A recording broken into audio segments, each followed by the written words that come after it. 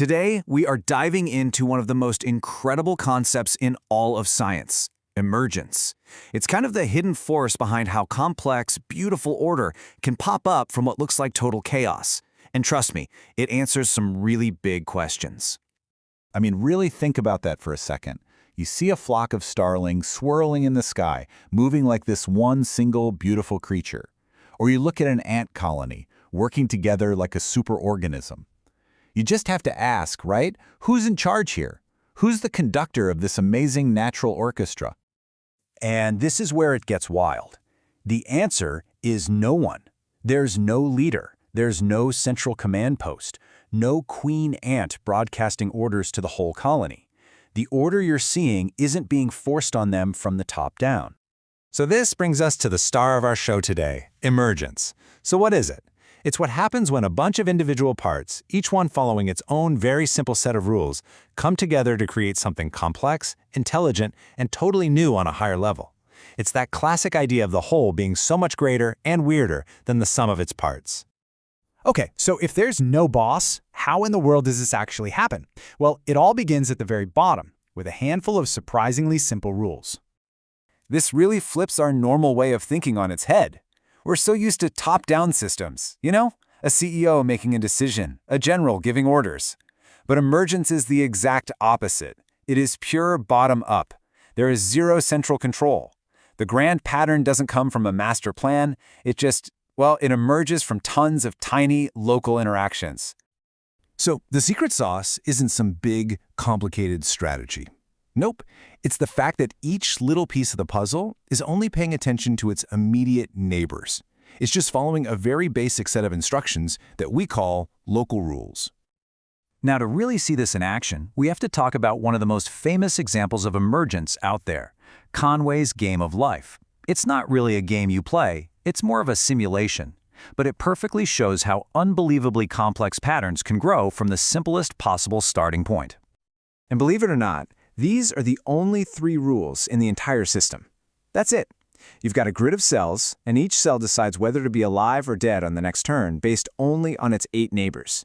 And from just these 3 rules, you get these incredible evolving structures, things called gliders and spaceships that move across the screen and look for all the world like they're alive. So we've seen the simple rules. Now, let's zoom in on the actual mechanism that takes those tiny, local actions and transforms them into something huge and coordinated. And that mechanism is called self-organization. It's this process where order and structure just appear on their own, without any external guidance. Nobody is organizing the system. The system, through all those little interactions, organizes itself. Let's go back to our flock of birds. A classic computer model called Boyd's figured out you only need 3 simple urges to make a realistic flock. The first one is separation. Basically, try not to crash into the birds right next to you. The second rule is alignment. Each bird tries to match the general direction of its neighbors. It wants to go the same way as the local crowd. And the third and final rule is cohesion. You just try to steer toward the center of the group of birds around you so you don't get left behind. And here's the magic. Just those 3 local rules. Don't crowd, fly the same way, and stick together. That's all it takes. There's no leader bird. Just these simple instincts, repeated thousands of times, creating that breathtaking, synchronized dance in the sky. Sometimes all these local interactions can build up and trigger something even more dramatic, a sudden system-wide change called a phase transition. This is my absolute favorite way to think about it. Imagine you're cooling down water. You can lower the temperature 1 degree at a time. That's a small quantitative change. But then you hit precisely 0 degrees Celsius and bam, the whole system flips. It instantly reorganizes itself into a solid. It's a completely different quality. That's a phase transition, a tiny change that triggers a massive transformation.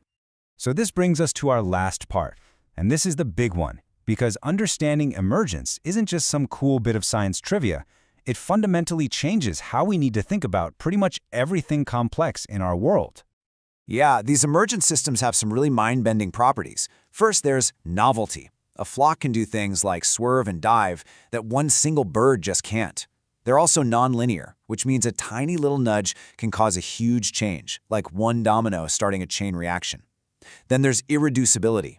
You could study a single water molecule your entire life, but you'll never understand the property of wetness from just that one molecule. And because of all this, these systems are often fundamentally unpredictable.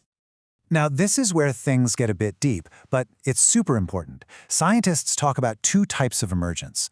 Weak emergence is for stuff that's complex, but you could, in theory, figure it out if you had a powerful enough supercomputer. It's a gap in our knowledge.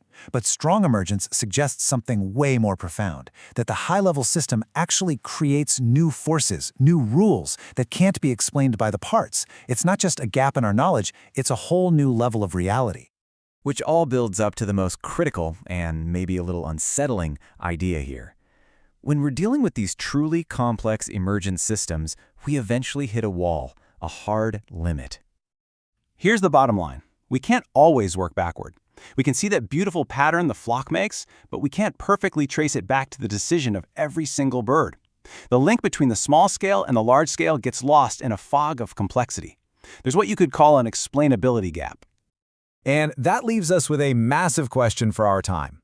Right now, we are building and living inside emergent systems that are bigger and more powerful than ever before.